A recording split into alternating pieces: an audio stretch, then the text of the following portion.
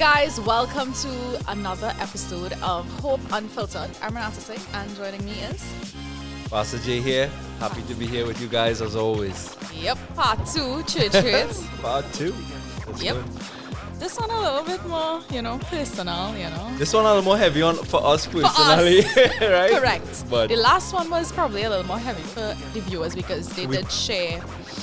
let's just say that was, man, we're so grateful to you guys for sending in your stories, being brave to share. I mean, with some tough things, some of them we didn't share as yet. Yeah. But definitely we're grateful. Yeah, I hope that, some of the thoughts, advice and stuff from Pastor J. Why you point at me alone? Because I can't be 1000% sure that my advice is good all the time now, so. maybe we'll ask the mystery producer to chime in on your type of advice and see what he thinks. But we really, all jokes aside, we really hope that, the episode would have helped and open up a space. Yeah, that we always say that here, that is the reason why we created this space. It's a safe space to have conversations that may be hard and, for us to heal together. Yeah, definitely. Yeah. I think that, I hope that is what is being accomplished. When people be brave enough to share. I don't think it's just our advice, but just the fact that you have a space for your voice to be heard. Yeah. Because that's one thing we've seen with church hurt, silencing people sometimes. So, yeah. All right, Mr. Producer, you're quiet today. What's up? MP, don't forget. MP for short. Oh, MP, Lord, good MP, grief. yeah. Okay, Man, yes, MP. self-appointed titles. Right? You got to be wary of them, Yeah. So how are you guys going? Are you good? We're all good. Yeah, doing good, man. Nice. Kind of scared because I don't know what you're going to throw at What you us coming now. with? but- Well, we had to do the little icebreaker before we get into the heavy topics. All right. You'll ever played a game called Two Truths and One Lie? Yeah, we have I think it's two lies. two truths and a lie. You sure? Yes, You sure? it's one lie. You just get your facts wrong in here. Yeah. Yeah, two truths and one lie. Two truths, one lie. So basically self-explanatory. We'll keep it to stuff about yourself so that way the viewers could kind of get to know a little bit more about you guys as well. Right. So 2 truths and 1 lie. Who wants to go first? Pastor J. Okay. Hey, all right. In no particular order. No, okay. In no right. particular order. So something people probably, I haven't actually shared at all was, so I play chess, but I had competed professionally in it at some lower levels, in some tournaments internationally for it. So while I was growing up and stuff, I was wondering people probably wouldn't know. Let's see. I do have this might self-acclaim, but I love to draw. So I used to spend real time drawing and doodling. That's why I'm a C student, because I used to be drawing while the You're teacher spending talking. more time. Always in the back of my books. And one last fact.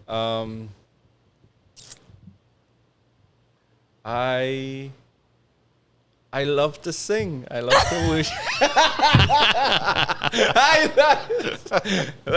Now, excuse me, what was that reaction about, Ren? Because you could... No. Nothing wrong with loving to sing. I mean, Ren, you're not the one who was telling me that you want to hear me sing or something. Yeah, so I think you should pull a little tune We're playing a game right now, so let me hear two truths, one lie. I think the lie is the chess. Is it chess? I feel so. You really believe I love to sing? Yeah, I think you love to sing. I just seen you singing there. Like, really, real into it, not so? You don't like to do that? MP, what would be your guess? I know for sure the truth is the drawing. Because I've actually seen that. So I know that's a truth. You see that? Okay. Yeah. All right. There are times you just run, just go off and just sit down on your own, and when I come up by, I see our picture. Okay. All right, so you know that one. All right. So the singing one, it's a bit iffy because we know you can't sing. We cannot confirm that. I've never heard him some kind of faith on this side here. We know that he has professed he cannot sing. So he says. Right. But we know he loves to worship. Okay. So you're on So the that summer. kinda- Yeah. That could be the Yeah. throw off. But I would say probably like the chess. So I would say the chess and the drawing is the truth and the lie is the is he loving to sing? yeah. Ren was actually right. I did play chess. I did compete like in school level, but nothing that serious. Okay. So it's like, so yeah, he was right. And I do love to sing, but I love to worship. Okay. Yeah, because I know I see you singing. All right, Naren, all right. We need to put a little mic On him when he's secretly, singing, you know? Yeah. Just to... You want to run the people from the church? No, we at least want to confirm whether you're telling the truth or not. Yeah, what? I feel I said to myself, okay, so let's go, let's continue. Okay, I have my notes. I have to have notes to this. Yo, Ren kind of traumatized by this game. Yes, We need to do some. I am. I go blank every time somebody says, hey, we're playing Two Truths and a Lie. Like I don't know myself. Okay, so I wanted to become a race car driver when I was growing up. I almost punched somebody in a church setting once. You and- almost did? Or Yeah, you- almost did. Yeah, almost did. And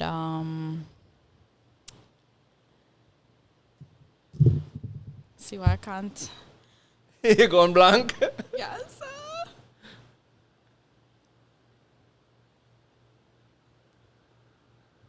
Okay, I need to think about one more. You didn't have all three before? I thought you had. No, okay, this was from one from before. I was told I'm not good enough to be on a worship team. So I'd say the race car is the wild card, but probably it's true.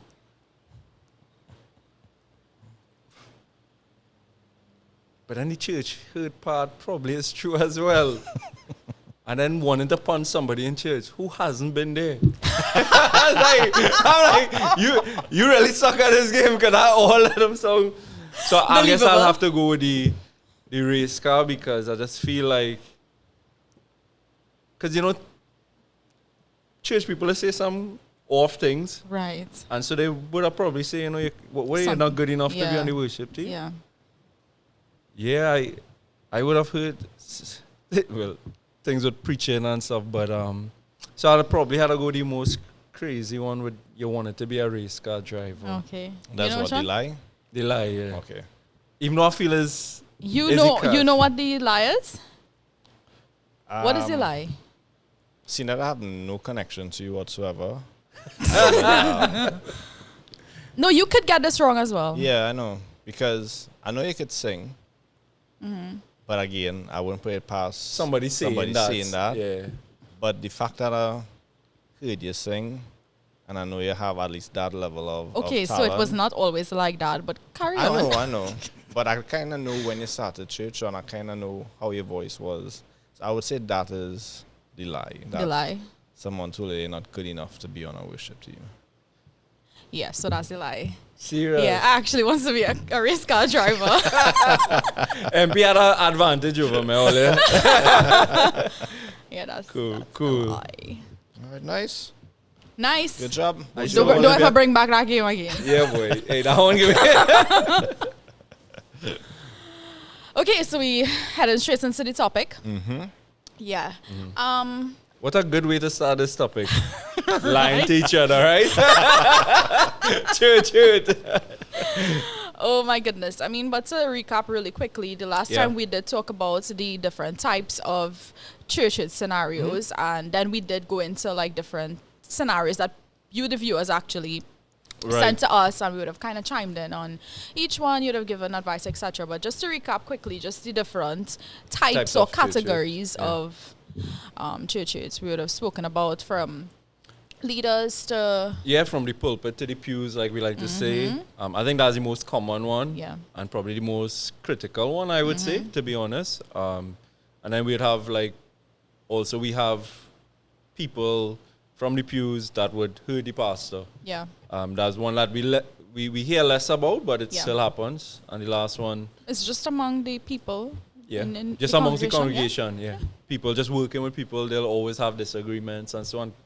could foster Yeah. churches. One of the things I saw online, and we will get to the online comments a bit later, but I just wanted to stick it in here to the start of the conversation. Right. Someone said, why categorize something as church hurt? You have hurt everywhere, in the workplace and, you know, in your home settings, Right. etc. But yeah, why It's a very church, good question, actually. Yeah. But I think it is because for Christians, followers of Christ, church is supposed to be the place where we should find the least of the conflict of sin and the effects of a fallen world Yeah. in that space. Not saying it's ever not or not there, because imperfect people gathering, you're going to have issues. Yeah.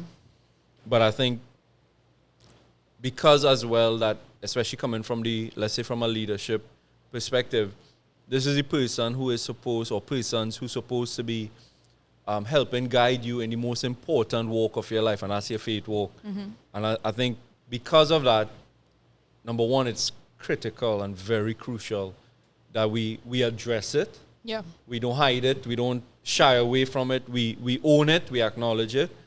And we speak about it. But secondly, also, is because I think people come into a space where they are pursuing their faith. They don't expect to face some of the challenges that we've seen in church life. That's why I would think is why it deserves its own kind of category. Yeah. I mean, again, we're not trying to say that hurt doesn't exist out there. It does, but there are certain, like Pastor J shared, certain things that we deal with or struggle with internally as the body, and you know, it's something that needs to be addressed. One of the things that you said is the expectation is a bit different in a church setting. So yeah.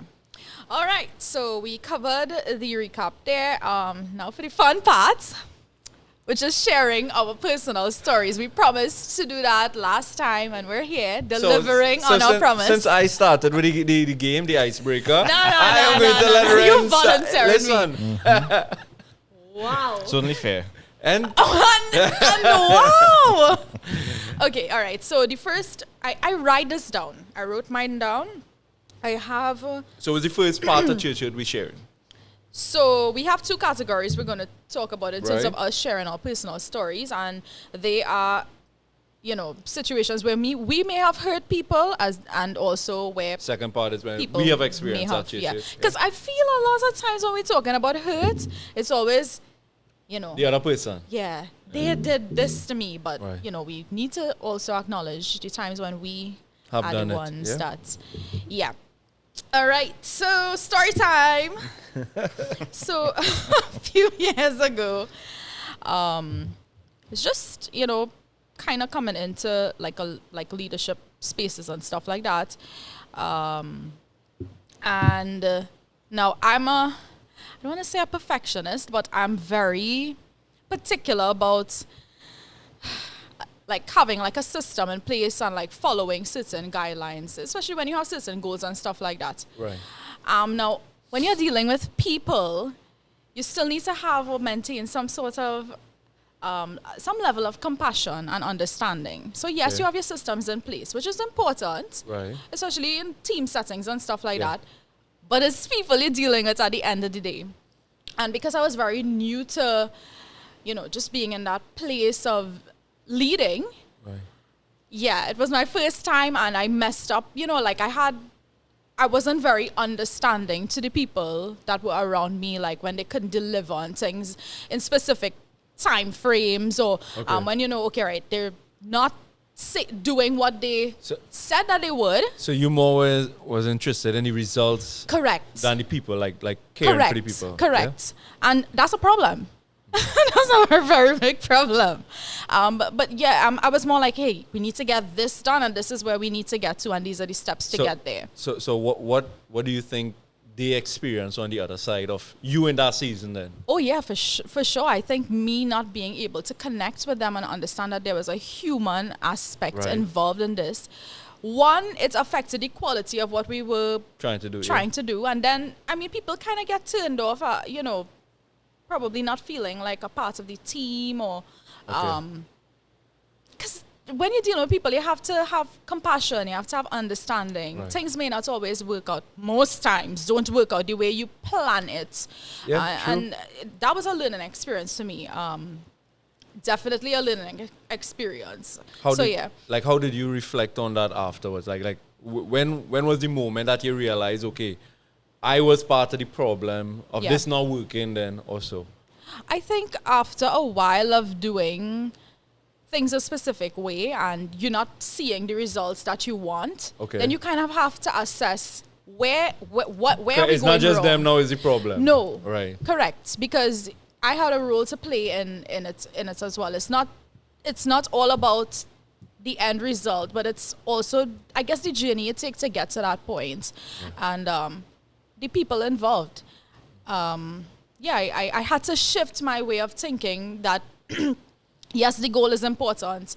Yes, where we're going to or trying to achieve, yes, those things are important, but the people are important as well. Right. And if I could have focused a little bit more or be a little more understanding and compassionate in certain scenarios and circumstances, I think it could have been a much better experience for everyone. For everyone. And even it would have impacted, us being able to get the to the results space. as well. Yeah. So I mean, you live and you learn. Oh gosh, not my best moments. Not my best moments. But you just, I mean, sometimes you have to go through certain things. Unfortunately, when you're now starting off, did you have people fall out with you, like stop talking to you over those experiences? So when I realized, kind of got a handle of what was going on, I kind of tried to correct my wrongs by good. meeting with people and kind of trying to, instead of me doing all the talking or saying, hey, this is what I needed to do, listening to what was going on with them. Because there was a disconnect in that area. Maybe there's a reason why they're not able to deliver, Right. I did try to correct. Nice. Okay. I don't know if it was too late, but I did try to right my wrongs. No, I was just more thinking because sometimes it's not always a nice story. Yeah. Or a happy ending. Because there are some relationships that never get reconciled. I don't think it did. That's what I want to bring out. That we could understand when we don't want to reconcile with people. Yes. When we've been the ones hurt. Yeah. Understanding on the other side as well. Mm-hmm. It's there's a space of trying to live in grace, knowing that you actually would have caused some hurt. Yeah. I just thought that was important to bring out for things. So you'll pray for the MP. Oh gosh. She learning. I learning. I think honestly, I can be very honest here. It's an area that I struggle with, kind of, not maybe as much as I did before, but just being very kind of, systematic and kind of almost like a perfectionist. Task oriented. Correct. That's just a personality type. You're driven this way, but you have to be aware. I need empathy. Correct. I don't see just the task, I have to see the people. Yeah, right? which is so important. It's so important. So sometimes when I find myself in spaces like that, I would kind of take a little 2 steps back to kind of gather myself and get myself back into that space of seeing what really matters. Because that's important. I know how I am, so I have to find ways of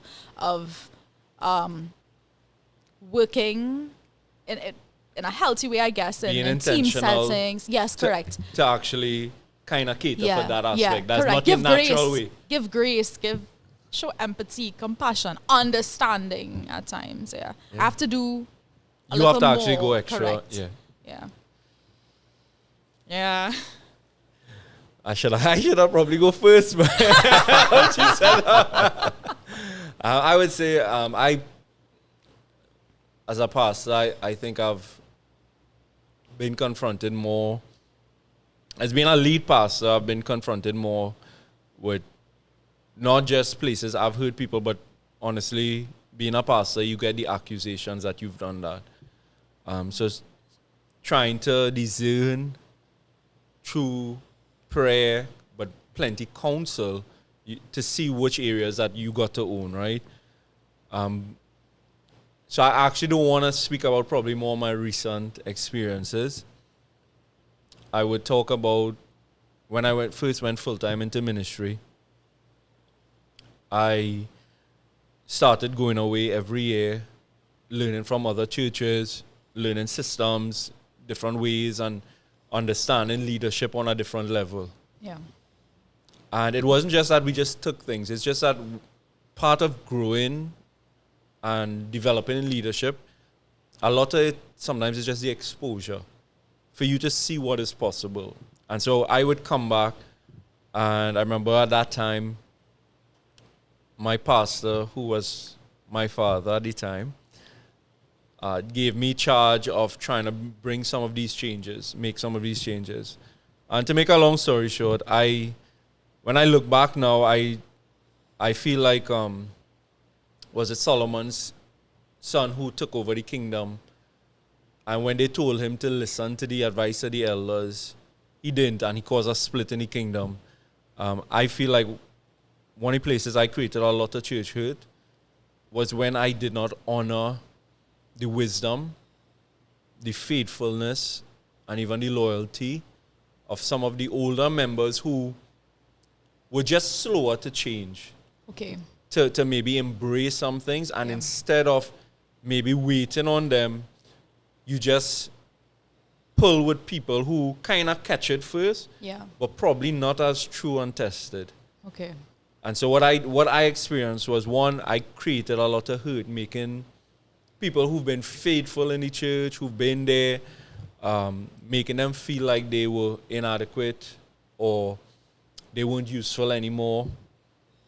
And so I saw the difference in their commitment or their serving. And it wasn't because they were spiteful. It was nothing like that. It was just that I honestly think I really hurt them as a leader. Yeah. And but then I had the flip side of that. I had people running with me, but they weren't like these older folks who actually been tested with time. Yeah. And so you run with people who kind of catch it and loud at first about, let's do this, let's do that, but then had the character. Yeah. And so I think I caused hurt in different ways with that. But I think for me, it's one of the things that I've always kept close to me in honoring those who've gone on before me. Knowing people who've walked, even though they may not have done it like me. Yeah. So even as a leader, looking at the steps they would have taken would have been different. But you know what? God was all in it. I saw that, I experienced it. And it wasn't about just the way I did things. It was very immature. And so I know I created hurt with that. I still speak to some of them when I see them. It's nothing but love. Because here's the thing about it. They were better to me in that they stuck around and then eventually started to get plugged in and get involved with it. So they were the ones who actually showed me and demonstrated a maturity about how to deal with church hurt. Like in that they were giving me grace and still willing to honor me as the leader and stuff like yo, I was pissed poor, boy.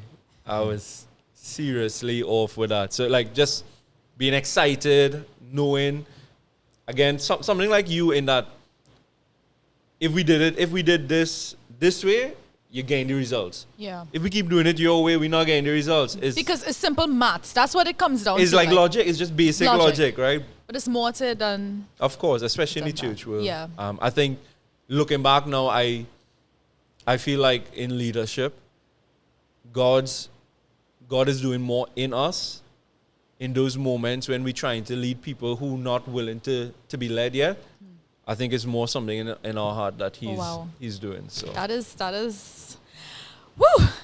That is an interesting perspective. I know I like that though. We like to look at it from the other way. Like they are the ones that need to change, but they ain't respect my leadership. They ain't following instructions. But even in leading, leaders are also going through a process, whatever that looks like. My job as a pastor and as a leader outside of the church, my personal walk, is I have to be more like Christ. Yeah. And he said, I didn't come to lead, but I came to serve. The least of these. And so my leadership is really made authentic in the way that I serve others. Yeah. In the good or in the bad, however. So Yeah. so I exactly what you said. I think this is a process we under as well. Yeah. There's another area that I think I would have caused hurt. Now, all it don't come from me. Do not come from me. This one little horrible. Serious. Yeah, I think looking back, I'm like, wow, Renata, you were horrible. I remember, like, when I was younger, obviously, and you're around people, so things happen, and once you're around people, hurt could happen. Right. And I remember I got a message from someone one random day. Hey, one long book about, I forgive you for doing X, Y, Z, and la la la la la la. And I read the message and I was like, I read the long book, and my response was, I have no idea what you are talking about. Seriously, you didn't. I had no clue. Like, I was unaware that you caused some sort of hurt. Yeah. caused some sort of hurt. And that can happen. I mean, there are times when I have a little bit of issue with that one, though. Eh? Yeah. Go ahead. And I have a little bit of issue with that, but we'll go there. So yeah, I got this long, and this was like months probably. But how did the person respond after that? Like after you said, "Hey, I have no idea what I'm doing." Well, right. So my response was, I really don't know what you're talking about. Like, this is like literally, this is news to me. I don't get it, because it was like one long book, like I said, explaining and whatnot. And the person's response, I think, was something like, well, they just needed to get it off their chests, and just let me know that they forgive me, etc., etc., etc. The area where I felt like I may have been a little bit horrible in is my response. Okay. I think, I mean, for whatever justification they would have had, whether or not I may have committed the or the not, hurt yeah. or not, I can't even remember what the situation in detail looked like. But I think I could have done better in terms of my response. Maybe come across as, sometimes it's good to listen and Maybe not take just that ask defense questions. like, Maybe just yo. ask. Yeah. Maybe just Or ask questions. like, yo, I no idea what you're talking about. Because that could cause more hurt. Because then you're kind of dismissing the experience that the other person may have had. And who knows, maybe I did, unknowingly do something that caused an offense or hurt or something of the sort. So that's why I said I think I did horrible in that area in terms of my response. Yeah. Because they sent you out, like they put their heart and soul into that, and you just was like, I have no idea what you're talking about. Exactly. I think we, like, if people approach us in scenarios like that respectfully, once they do so respectfully, listen. I think it's good to listen. I kind of disagree with that situation, though. Yeah. To be honest, I agree that exactly what you said. Yeah, as followers of Christ, we should be more open and stuff to that. But I feel like I guess what we would be like, almost like gaslighting in a way. You are saying you've forgiven me for something that I've done, willingly or unwillingly, that you've never expressed to me. Yeah. Is because in that position, you haven't given me the chance to ask for your forgiveness. Okay, I got you. You're unaware of the situation altogether. That's my point. And I'll take it scripturally, because I see this in Christian communities so much. You cannot come to me and say, well, you hurt me this way, but I'm okay about it for something way back. Yeah. But the Bible actually tells you, hey, if you have aught against your brother, go to them. Go to them. Yeah. If they don't listen, bring a witness. If they don't listen, take it to the elders, to the leaders. And that is something that I feel like a lot of church hurt happens. And let me tell you why I find that I think it's because I see it so much. Yeah. Like pastoring now. In that stance, it's almost like the person has reserved the right to be the victim only. Because think about it. Any conversation changes. It's like, hey, I had no idea you felt this way. Like, I am absolutely sorry that my actions made you feel that way. Yeah. So I try to tell people this. Your feelings are real, but they're not always right. Yeah. So for something like that, I think there's two sides to it that needs to be addressed. So you think it's more of a conversation needing to be happening as Like- opposed to like just putting it on one person? Yeah, because in that way, I mean, yes, your response maybe should have been like, hey, I should have been more open, like find out more. Yeah. But at that point, that message you got is like, hey, I've already judged that your actions are this and it meant this. It made me feel this way and I'm forgiving you. Without giving the other person Correct. time to articulate, hey, well, I didn't really mean it that way. Or Correct. So because that happens. There are times when No, people that- take offense to things like, yep. Prime example. This is, I mean, it's such a petty example, but I'll use it anyway. In a setting, you busy and on a mission doing something, Right. and you happen to pass somebody straight. Oh gosh. you know how I always give people that example? I say I'm a pastor. Let's say I just got the worst news coming into an event. And I am on my way out. Or let's say I'm leaving the event because I got a call, something happened to my kid, Sarah, something's wrong. Like, on the phone, I got that call, I am flying out. You just came into the event. Pastor passed me straight.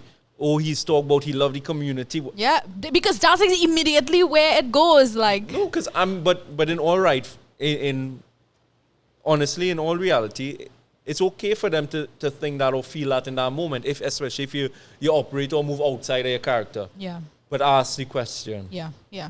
Ask the question. And that's where I try to take it as like, listen, your feelings are real in that moment.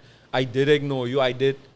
But maybe when you hear it, there may be empathy, there may be understanding. Yeah. Doesn't distract from if you felt hurt or anything like that. Not undermining that, but we had to deal in truth. Yeah. I Truth think and honestly, grace. no. After that scenario, people did message me and stuff like that. I had other scenarios similar, but I stopped having conversations online via text, Ooh. especially conversations like that. I'll be Yeah. like, hey, I hear you, would love to, let's Chat, meet up and yeah. chat. Because it is so easy for people to put on a whole persona online. You see typing? And Here now. emails, boy, yo. Here, nah, Goliath and them emails. And when you read them, it's like a completely different person. So Yeah. talk to me in person.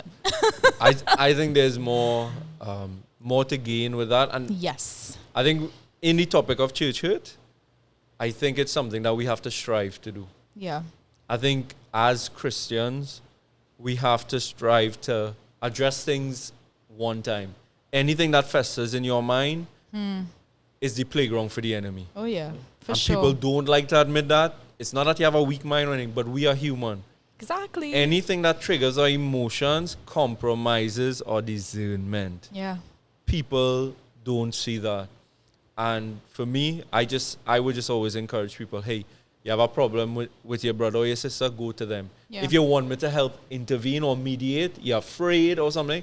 No, that's not talking about abuse or anything. Right. Like, let's just be Right. straight. Those extreme The extreme, circumstances, no. we're not. Yeah. We're not talking about that, but just in terms of disagreement, offense, someone hurt you, someone go to the person. Because here's this, right? And again, you're saying that, and I'm sitting here and I'm thinking of all the times where, or all the library of church hurts I have, right? So let's put it that way. And how many times I would have had a conversation with somebody to trash resolve, things out. right, okay. And that's something we have to be real with ourselves. Yes, we may all have those libraries of different church hurts, circumstances and experiences, but how many have you tried to address in the Directly. right way, Directly. in the Christ-like way? And there are quite a few where I think I could have done better in terms of, Serious. just connecting with somebody and asking a simple question. Yeah. I mean, at that point, then you're free to, walk away with whatever feelings and emotions you have. But if it stops at you just taking offense to something that may have been said in passing, or just an opinion you would have formed without having a conversation, Right. then, that's something that we need to check. I think, so I always bring it back when I'm talking to folks. Matthew 18, Jesus actually gives us a formula how to deal with conflict. And to me, like, take it as part of your walk with God, your faith walk. Take it literal. Like take it literal. Like you have to follow these steps. I think we would probably not avoid, but we would minimize the effects of church hurt if we actually follow the scripture. I really believe that. Like so that one I guess kind of triggered me because that's something I wrestle with as a pastor when so it's not even like church hurt to me. Yeah. But like if I see, okay, this person not speaking to this person, and you're trying to speak to them separately, obviously, trying to get them, hey, why don't just have a conversation? Like, it's okay. We don't always have to agree on everything, but... And that's okay. That's okay. Yeah. I think, as well, we need to come to that space where we understand that, hey, you and I don't have to see eye to eye on everything, but we can still maintain a certain level of respect for each other. Correct. That's where we have to get to. It's not easy. It's not easy. Especially in the church world. Yeah. Especially in church world. Because faith is something so important. Yeah. So it is a little more complex. But yeah. You have any more stories on this? No. I share. I mean, I have plenty of stories. I have ways. I guess I have plenty between what people would accuse you of. Okay. And then you also have, and which is church hurt in itself as well. Without giving you a chance to explain or even accept your truth sometimes. But I do have other ones where I would have said things, maybe typical thing as a pastor, sharing information or sharing too much information about someone's situation that, yes, they wanted prayer, but maybe they didn't want it that much shared, or like little things that you overlook. Yeah. And you create hurt. Like that's the more unconscious ways, but still very much important. So I've had to deal with that, owning that.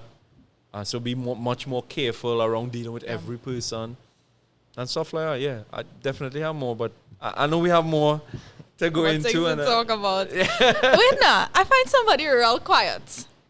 Well, they're talking for like... You have, you hurt anyone in the church? Nah, I had a perfect church life. You would be the first person. All you forget the earlier episodes. He was the drummer that steals somebody's girlfriend. So I'm sure if we call her somebody, they would have a different opinion. Right. For me, when it comes to like hurting other persons in the church, I think I could give one example where I think I should have, because when you're younger in ministry, you're on fire. They could ask you to lift up 1,000 bricks and you want to lift up 2,000, 3,000 bricks. Is seeing other persons in the church get hurt and not stand up for them. So in that sense of still being young in the church and felt like, okay, I can't stand up for them. Right. I can't at least say something even though you felt like it was wrong. Right. I think that is parts where I could say that I should have done better. At least ask a question. Yeah, at least ask a question, but it was like, I can't go to that leader and contradict what they say. So I think for me, I could have done better in helping out others when I see them going through some sort of hurt. Yeah. Great perspective. Yeah. Okay, cool. That's it? Because we are already in about over 40 minutes into the podcast and we're still in segment 2, so... Okay, so... oh gosh, this is where the library comes in and we're moving on to the second part, which is where we've discussing... experienced... Yeah. Which I feel we are better at keeping record at, Of course. We don't want to see ourselves as the people hurting others. Yeah. But yeah, go ahead. No.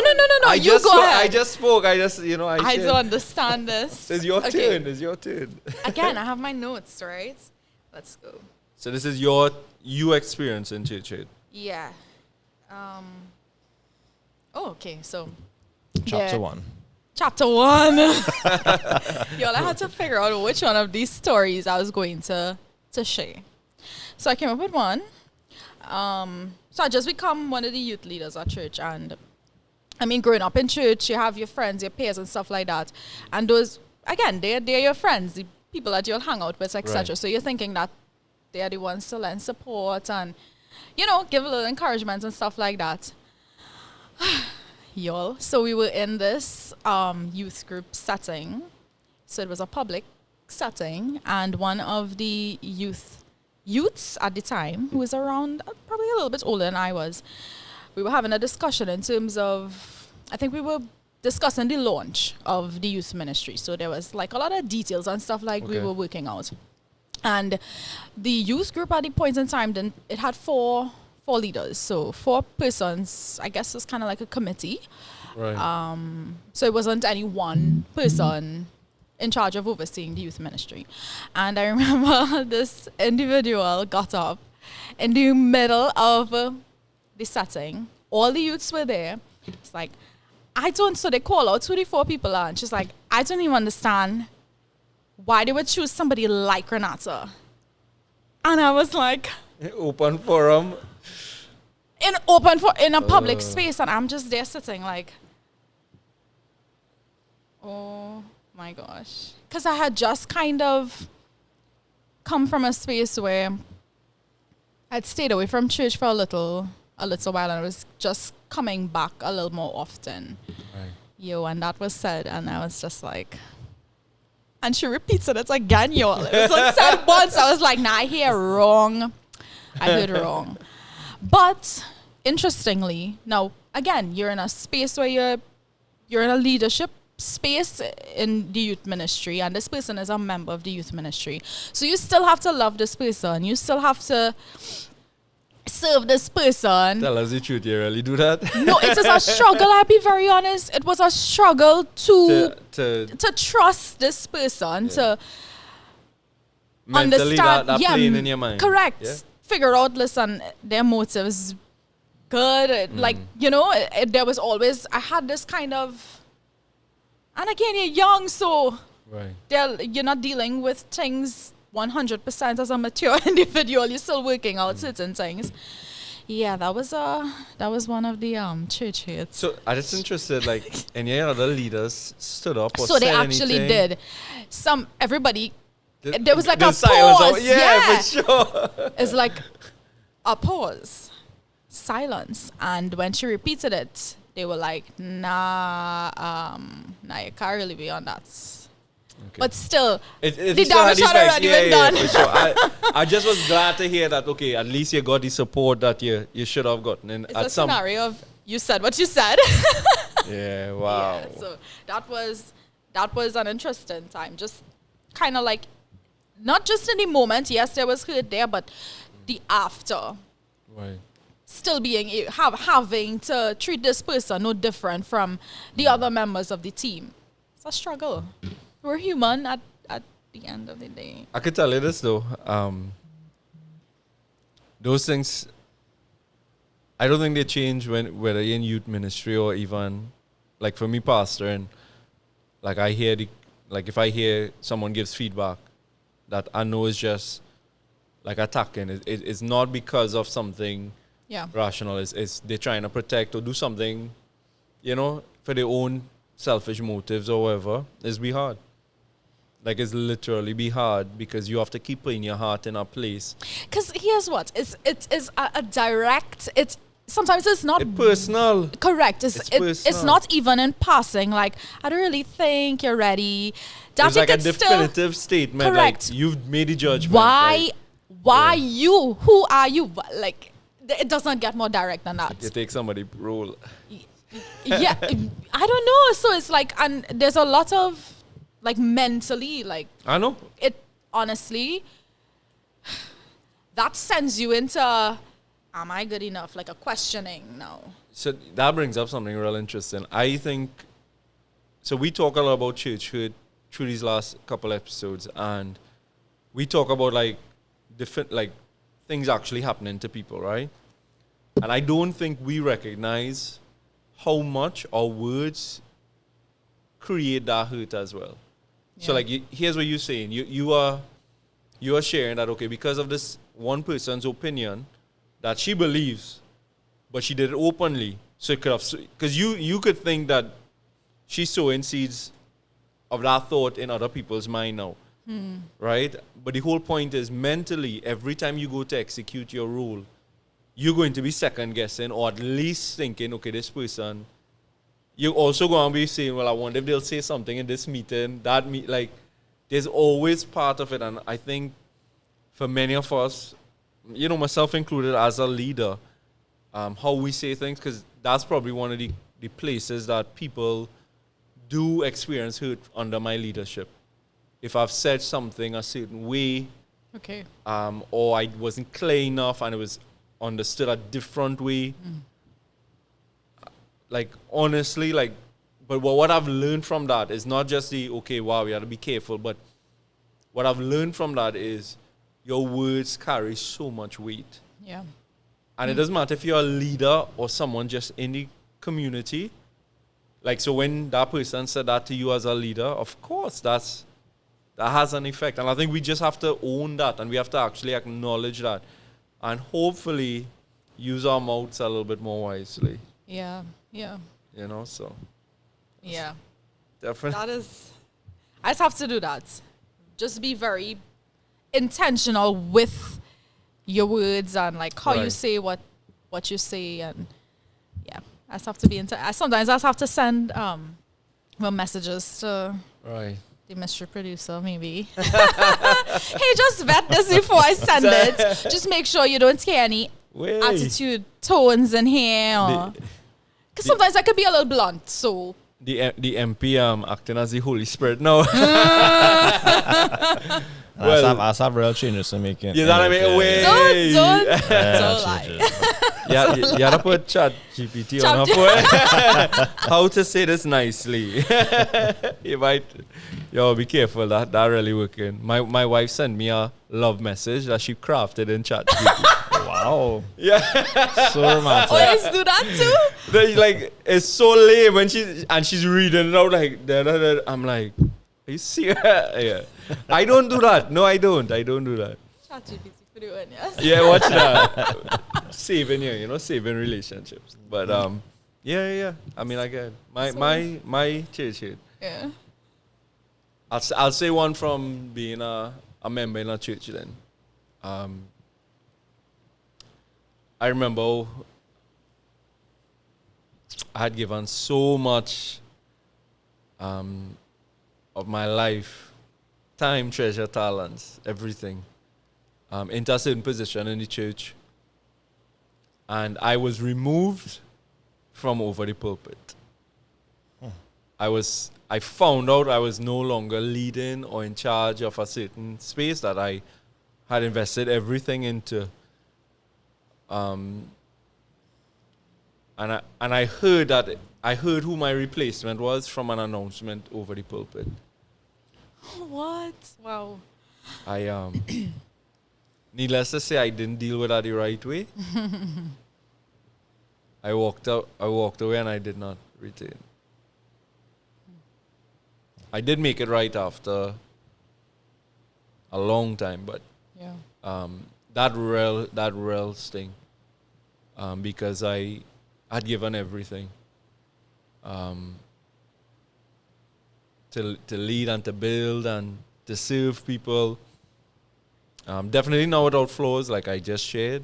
Poor leadership at times, but at that point in my season, I know I deserved better than that, and so I never had the conversation privately. So literally sitting down in church, getting my kids ready for us to leave, and announcement time, and yeah, we'll have so and so taking over this group. I watch my wife. I was like, she just put on her head, and that was it. I didn't go back. So. That is interesting. I mean, because people will say that when things thrown from the pulpit. Yeah. Yeah. Yeah. So I kind of felt like that one would have been good to share because of probably people experience stuff like that. So you don't think your response was The right one? the right one? No. No, not scripturally. Mm-hmm. No way. I always use scriptural reference, not because I'm a pastor, but because I'm a follower of Jesus Christ. And if I say I believe the Bible to be God's word, Yeah. then that's where I have to find my strengths, my points, and my decisions and ways that I act. And so remember the story with David. David has a mad king chasing him, wanting to kill him. murder him. He gets the opportunity with him in the cave. He cuts off piece of his garment to show that I could have hurt you, but his point to his men were upset with him even. And David had every right on the human's level to destroy his enemy, King Saul. And what did he say? I will not touch the anointed of God. And so my actions were disrespectful in a sense. Yes, I was disrespected. Yes, I was hurt. But I should have at least followed the scriptures that I preach now, that I should have gone and had a word. I was still leaving, because this was the point where I already knew I was exiting. Okay. So, but I wanted to give him the best. I had said I would give him a year or so. So I was in that year and really trying to raise up leaders. Yeah. So I was investing more. So like my heart and soul was pouring out, because I didn't want to leave something unfinished or weaken. Yeah. I wanted to see it as the kingdom. Like a continuation. Yeah, of course. I wanted to get better. I wanted it better than how I left it. And so, but to answer your question, yes, I dealt with it wrong. That was bitterness, unforgiveness for a long time.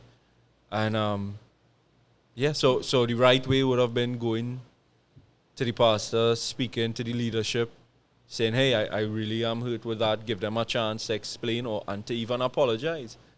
But I didn't give them that chance. Yeah.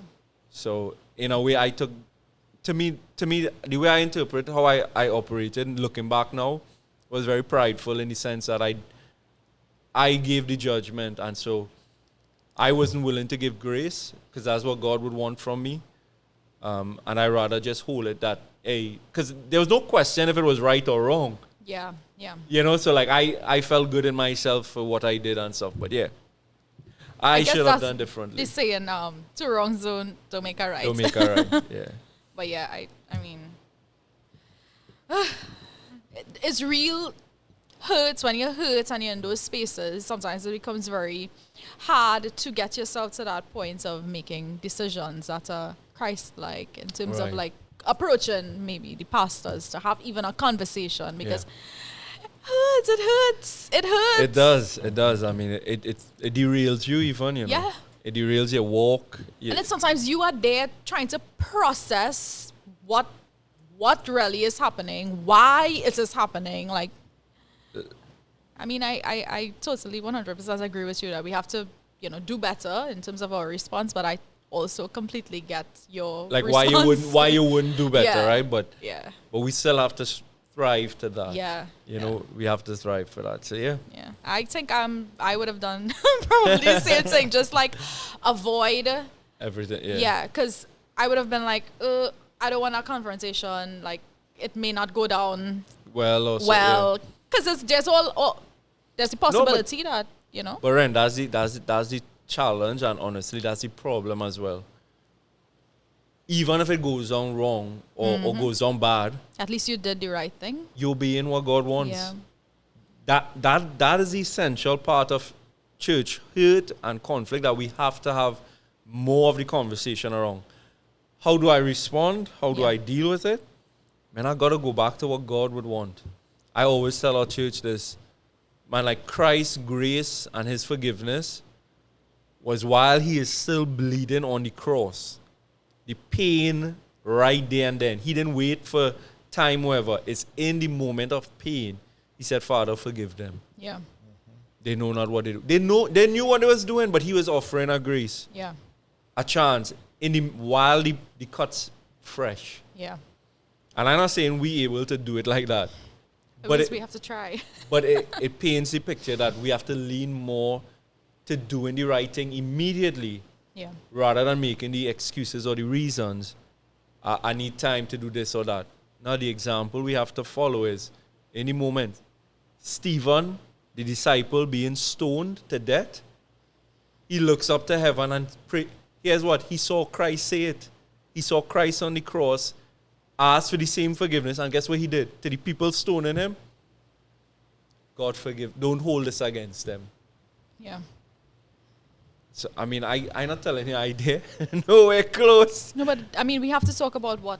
We have to talk about the examples that we have Yeah. and where we have to go. Like, we have to strive to do it. And all I'm hoping from these conversations and especially these parts about moving forward or getting your healing is that you understand that you have to take the right steps. Yes. Like no more sidestepping. Yes, the pain, yes, the hurt, but we're doing it because it's obedience to God. Not for the person, not for anybody else, but because we want to obey God. Yeah. That's how I would summarize it. So what are we going to talk about at this point? Just areas that, I guess we would have struggled with as a result of I know church. I just make it repeated so that I could think about Yeah. what you're going to talk about. Because I talk about the experiences and then I would have, so like where I would of course hurt, that creates a different struggle. And then when you experience the hurt, so I would just say, and even now as a pastor, the hurt is even a different challenge. So when I created hurt, church hurt, I think the hardest part is trying to live in a grace that the people that you hurt and the people that you offended, they don't stumble to the point where they lose their faith or walk away. That's a scary thought. That bothers me a lot, especially more recently as a pastor, like leading this ministry. I think about that a lot, that my errors, my shortcomings can create that. But at the same time, I have had to have the right voices in my life to maybe encourage and just honestly to live in the same grace that I am offering to others as well. So all you can do is, like, for the places where you do recognize that you created hurt, is pray and hope that people would offer you the grace that you are trying to offer to others when they do the same to you. And it doesn't always work out that way, but I think that's one of the areas that you wrestle with when you think about the places you've created church hurt. I think for me, being hurt, especially now as a pastor, being ghosted, being accused of things, or people not wanting to have direct conversations, like you say, through the message or whatever. I think the hardest part, personally for me, is not becoming cynical or a skeptic to the relationships around me. Yeah. Because as a pastor, you hear a lot about, we love your church, we love this, we love that, we here, we helping, we for you. The moment you have a disagreement, all that sweet talk disappears, evaporate. And I'm not saying that I am not one to move away from a difficult conversation. Yeah. But what it makes you feel like or think is like the next person who saying those things or maybe even really mean it, like genuinely love what you're doing, love you, love your family, they have it harder. And that's something I struggle with. Yeah. Because then you kind of want to be guarded. For sure, 100%, because it hurts. Yeah.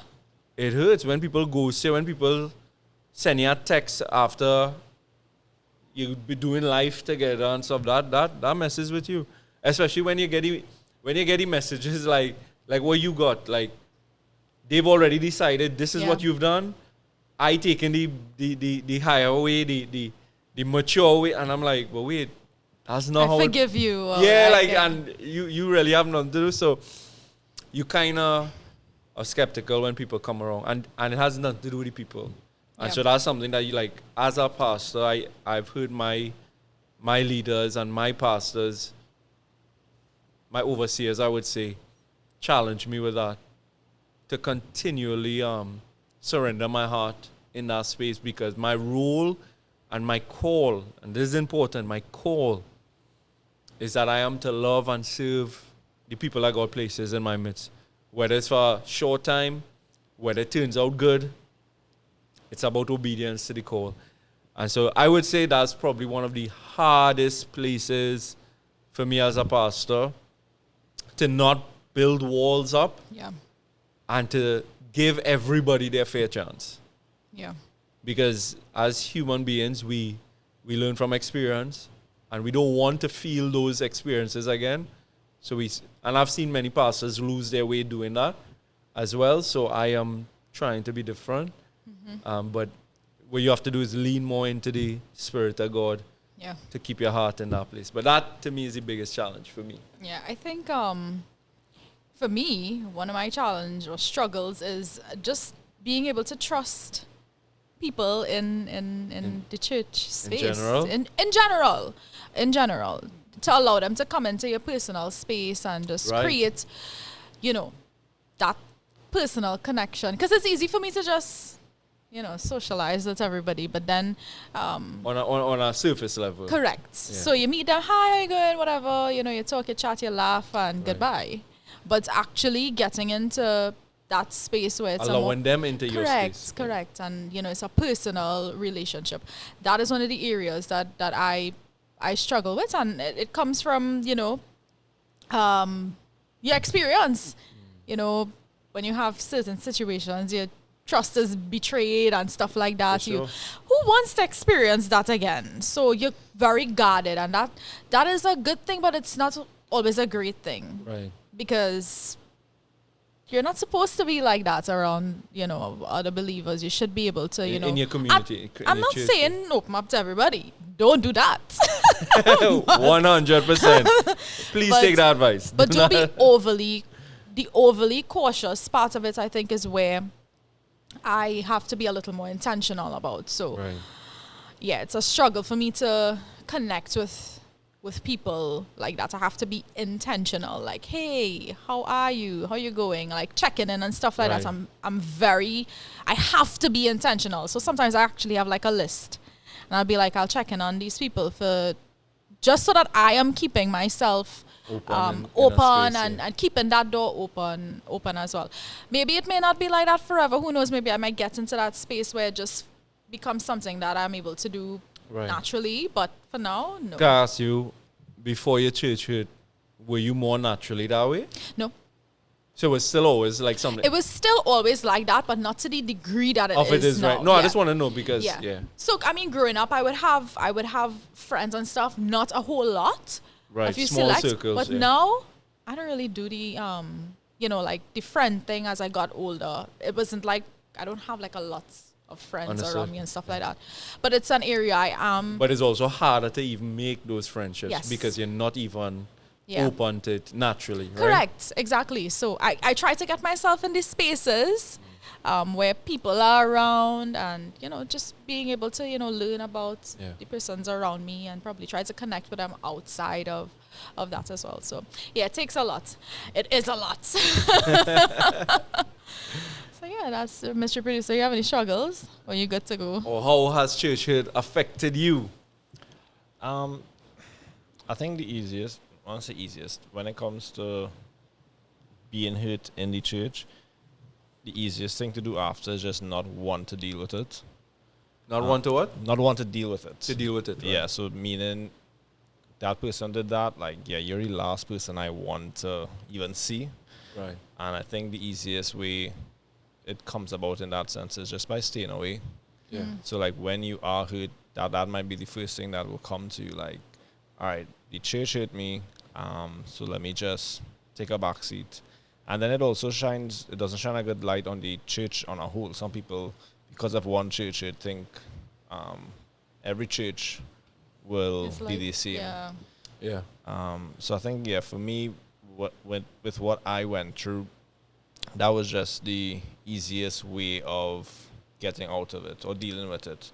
Right. Whether it be just by staying away for a month until things blow over. But then for others, the month grows into a year, 2 years, and etc. Yeah. So I guess we would have covered the various areas that we would have struggled. Mm-hmm. Yeah. Personally, we're gonna delve into some of the practical steps that we help can people. all take. Come on. Me too. Me definitely. Practical steps for Renata. You want to start? Or No, I love how you did. You have your notes, yeah? I have my notes. Let's go. That's the person that did a whole, 4-part series, 5? 4? Come on, Ryan. This is separate. I think it was 6. 6. Yeah. All right. Maybe 7. I don't know. Dude, you still playing your lion game right now. Clearly. But I think one of the first things is, I would say, is just understand that people aren't your enemy. And that's hard to do sometimes because the hurt often, it is with other someone. people. Yeah, so course. sometimes it's hard to see beyond the person and understand that the person is not your enemy. Not your enemy. Yeah. That's hard to do, eh? Yeah, it is. That's real hard to do. So, but definitely. So how do we even start that? How do we? Because for me, I'm just thinking like a person who's gone through hurt. How do you even start there? Because when someone hears that, they may, because I know you're not saying we minimizing anything, Yeah. but what we elevating is the truth that that person is not your enemy, even though they would have done something to hurt you, and even if they did it purposely. That's the part. That's the part, because Yeah. we talk about misunderstandings and stuff, but there are the stories and there are the When experiences something where, is done with intent. with intent. Yeah. So like, how do we, wrestle with that truth that people are not, and that's why I would say, I agree 100% with you. I would say you have to root that step in your faith in what the word says. Like, we don't wrestle against flesh and blood. And if your faith is real, if you believe what the word says about Jesus, then you have to put your faith in even like those situations and those emotions and those experiences that like that person is not my enemy. Yeah. They may want to be your enemy, with the intent, with the intentionality to hurt you, but you live by a different standard. Yeah. So yeah. It's not easy. It's not easy. What would you say to persons that have gone through church by church leaders, and by leaders maybe like the main pastor? So like some people may say, okay, so if it is that person hurt me that bad, and in this situation we say, okay, it was done with intent. Right. It's not, we know that for sure. Okay. For those persons, what would their next step be? Because they may say, I don't feel safe to go Talking to to the person. anyone. Yeah. Well, follows him, but then I don't know if I go to this other leader, that leader might go back to him. So in situations like that where they are isolated in that sense. No, I think that's part of the problem if we frame it that way. I think that the other leaders serve a role, and their role is not to just carry the burden of someone, but to exercise what the scripture says. So I would say to that person, it may not bring reconciliation, but you're doing it for the obedience to God's word. And so if that person, that pastor, that leader, deliberately hurt you, then you are going to your leaders to say, hey, I want to have a discussion, and I do want to talk about this in a safe manner.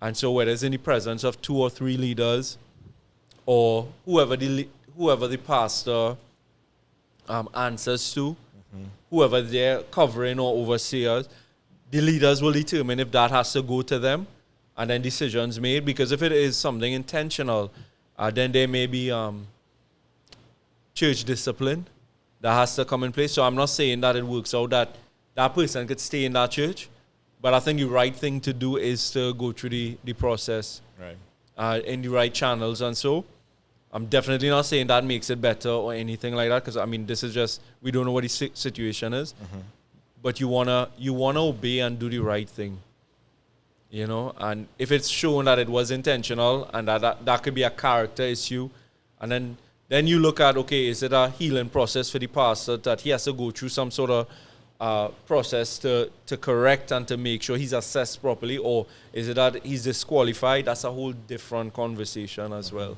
Yeah. And so I would say, I would say go to the leadership. And now if you say to me, well then, there's no leadership, there's nothing to do, everyone is, I mean, if you were in the church for that any time, and you served in that space, then you have to at least give the process the chance. Yeah. You can't suddenly, because you hurt, say, well, nothing will work or whatever. Yeah. Like, give the process a chance. And I think the process we follow is from scripture first. Right. So confront it and then see. But in a situation like that, more than likely that person would probably leave. Yeah. Yeah. I think there are no guarantees.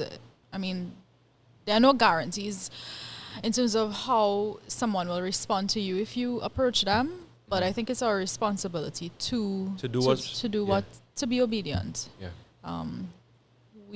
We can't control the response of someone else. And I'll say it this way too, Ren. Doing what's right actually could probably save someone else from going through what that person went through. Yeah. Like just bringing light into it, shining light onto the situation might ensure that somebody else doesn't experience that hurt or that intentional disrespect or something like that. Yeah. So, yeah. What else you have?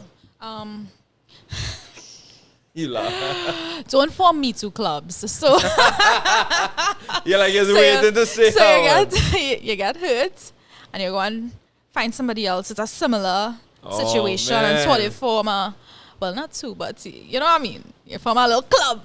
Church club. Church small group, guys. Come on. Yeah, I think that is unhealthy. That doesn't help. Especially if the person is not in a space where they're healed. That's not the person you'd want to be talking to about your experience. There are circumstances and situations where you may be hurt and you may need wise counsel from someone in terms of how to deal with a specific situation. You may want to bounce it off a leader. I don't know. Yeah. Do be very mindful who you share, what you share. I mean, I agree 100%. I think we see that so many times where that festers something more unhealthy and probably expounds on the hurt itself and becomes a bigger problem. And we're not even talking about for the church. I'm talking about for the individuals, for the people in that space. But what I would say is, so don't do that. But what you should do is, I feel like one of the most practical steps you can do for church hurt is to talk about it. Like shed light on that area that's so dark that I told someone this recently. I said, the moment you expose that darkness in your heart to the light, the devil loses his power. Yeah. That bitterness, that unforgiveness, having some, but you said it so carefully. It has to be a healthy leader, a wise leader, wise counsel. Because I'm saying to you guys this, the moment you shed light on that in the right space, in the right environment, man, you break the power of that experience. I really believe that. Like, you in a space where people can love you, not just see like the because a lot of people who go through church are made to feel like they are the problem. Mm-hmm. And maybe you just need that voice to remind you that, all right, you're not crazy. Yeah. What you went through was evil. What you went through was wrong. And that's what I say, like, that's the place. And it kind of comes back to when you talk about, like, putting up those walls as well. Mm-hmm. But for a different space, letting people into your space. But maybe that's the parts that's why church hurt is so dangerous. Yeah.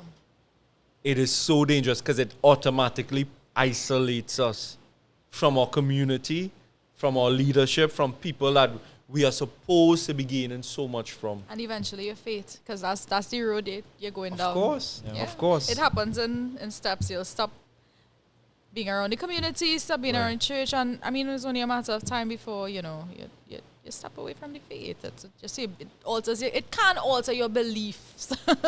What I see most people experience, they may not deny the faith like to fully walk away, but they will create a faith that is easy for them to follow their way. Yeah. So they stop going to church, they stop connecting with community, they stop giving of themselves to the kingdom, to anything like that. Like I'll serve God my way. Yeah. They redefine their faith. So they serve a God that they want to do it their way then. Yeah. And it's still disobedience. That's the casualties and that's the cost of church hurt. Yeah. You know, I'm not putting any blame on anyone or anything like that. But like you said, as the process, if you stay away or you connect with the wrong people and you stay in that space, sooner or later, we see them fade. Yeah. And I mean, for someone who is in that space, they may be justified in their actions in terms of staying away because nobody wants to go. Some people go through. I mean, we would have heard some of the stories. I mean, we're not belittling what anybody would have experienced, but not all churches are like that. Not all leaders are. Well, I think like that's what the MP had said. Yeah. That it's so easy to stay away and cast that experience to all churches. Yeah. Because let's be honest, if you're not going to get healed, if you're not taking the steps to get healed, a healthy church will trigger you as well. Yeah. That is something I am seeing more and more pastoring in this culture. Healthy churches will trigger you from your same pain if you don't get a healing. Of course, it will. Because it's going to sound like remind you of or something. Because you're seeing things through a filter. Correct. You're not healed. You're not in that space. So everything is going through that filter. Yeah. So until you get your healing, even being in, I mean, you'll not be able to connect with a healthy church the way that you should, but still show up. Still show up. And that's what I'm saying. Show up, but you ought to be intentional. Yeah. Like you said, people aren't the enemy. You don't want to connect with the wrong people, but you want to connect with the right people. Yeah. And so if you show up in a healthy church and a new church or so, just take at least one step. Yeah. Whether it's to be part of the community, start to serve somewhere small maybe, just to take a step to get back into a healthy place, and then hopefully God would lead the right people that you could have those conversations. Yeah, for sure. So I guess that was the last point. Don't give in to the temptation to, stay away. To stay away. Man, the enemy killing us with that, keeping us isolated. For me as a pastor, like I said, putting up the walls, because automatically my role does prevent me from sharing the way I might normally share with other people. But that's why we have to be intentional to stay connected and have the right healthy conversation. So for you guys, my heart really is heavy for you guys, with this topic, because I know pastors, myself, I make my mistakes, but I know on the whole the cost of that, and I just want to encourage you, still show up, still fight, still take the step. Don't let the enemy separate you. It's still worth it. Still gonna be worth it. Come on. It's still worth it. So time is on us. we have shared a lot. We hope this would have helped in some way. Please connect with us on our socials: TikTok, Instagram, Spotify, and YouTube. We love hearing from you guys. And Facebook. And on Facebook. Yes, we're on Facebook too. So you can find us there, connect with us, shoot us a message, let us know how we have helped you or not in this conversation. Give us feedback. Or create more churches. Honest feedback, guys. I just wasted an hour and a half. We love you guys. We'll see you guys next time. Bye. Take care. Let's begin.